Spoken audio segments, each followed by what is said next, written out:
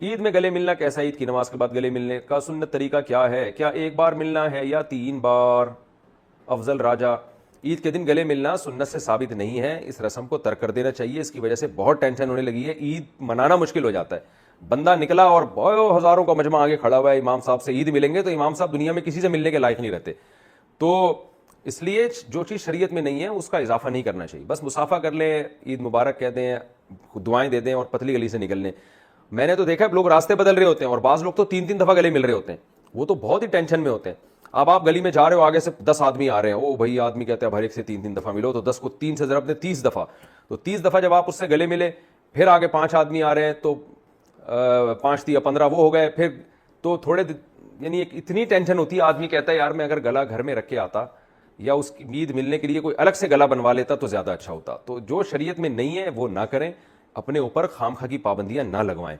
तो इसलिए लोग रास्ता बदल देते हैं। मैंने देखा है, देखा भाई वहां से पूरा जत्था आ रहा है दोस्तों का, भाई इधर से टन मार, भाई यहां से निकल, तो इतनी टेंशन। तो इसलिए जो हल्का शरीयत ने जिस काम को हल्का रखा है उसको हल्का ही रहने दे। तो मुसाफा कर लें, ईद मुबारक कह दें।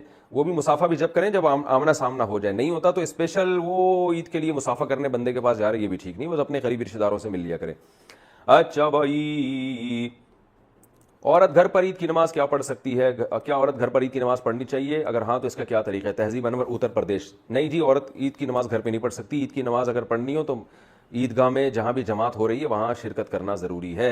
ईद की मुबारकबाद देना कैसे? ईद की मुबारकबाद देना कैसे? वसीम अहमद, अच्छी बात है, दुआ है मुबारकबाद। मुबारक का मतलब अल्लाह इस दिन को आपके लिए बरकत वाला करे, तो ये ठीक है, कोई हर्ज नहीं है इसमें।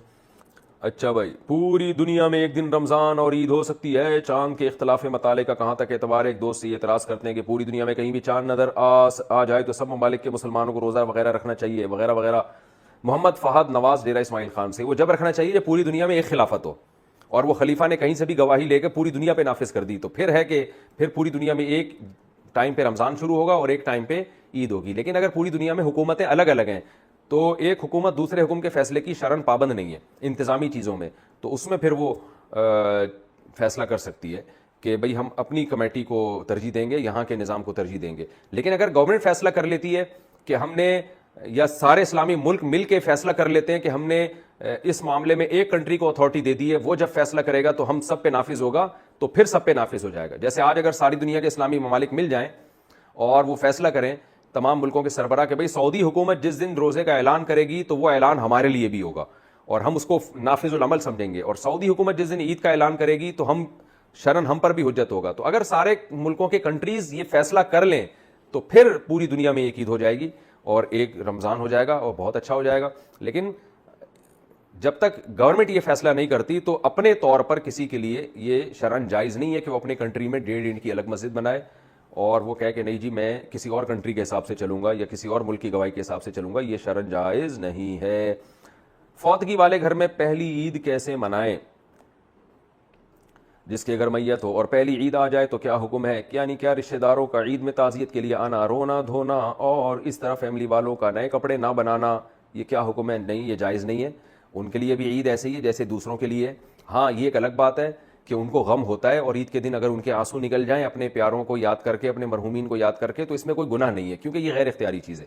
लेकिन ईद वाले दिन बाकायदा गम बनाना और ये कहना कि ये नए कपड़े नहीं सिलवाएंगे और सब रोने धोने के की नीयत से इनके घर जमा हो जाएंगे, ये ठीक नहीं है। वैसे जमा हो जाए कि इन बेचारों को गम पहुंचा था तो आज हम इनकी ईद की खुशियों में शरीक होकर थोड़ा गम हल्का कर दें, इसमें कोई हरज नहीं है। गम मनाने के लिए जाना जायज़ नहीं है, गम हल्का करने के लिए जाना उनके घर में जायज़ है। ईदी देने की शरई हैसियत, ईद के दिन बच्चों को जो पैसे देते हैं इस ईदी के नाम पे, इसकी क्या शरई हैसियत है? सद्दाम हुसैन कश्मीर से, भाई बच्चों को अगर ईदी नहीं देंगे तो बच्चों की ईद कहाँ से होगी? थोड़ा बहुत तो इतना भी आप मुश्किल ना बनाए मेरे भाई दीन को। तो बच्चों को तो खुशी ही ईद में इसी की होती है। हाँ, उसको बहुत ज़्यादा इतनी भारी भारी रकमें अब लोगों ने बांध ली हैं जिसपे बंदे को टेंशन शुरू हो जाती है कि यार मेरे पास इतने पैसे हैं नहीं और बच्चे सारा मेरी जायदादें पी जाएंगे ईदी में। तो हल्का रखना चाहिए। तो अपने अपने बच्चों को या अपने करीबी रिश्तेदारों को थोड़े बहुत पैसे दे दें तो कोई हरज नहीं है इसमें। लेकिन वही बात है कि इंसान पे उसकी ताकत से ज़्यादा गुंजाइश से ज़्यादा बोझ डालना ये बहरल हराम है। अगर कहीं इतना ज़्यादा ये रस्म जड़ पकड़ गई है कि आपकी बोझ बनने लगी है तो फिर इसको ख़त्म कर देना चाहिए।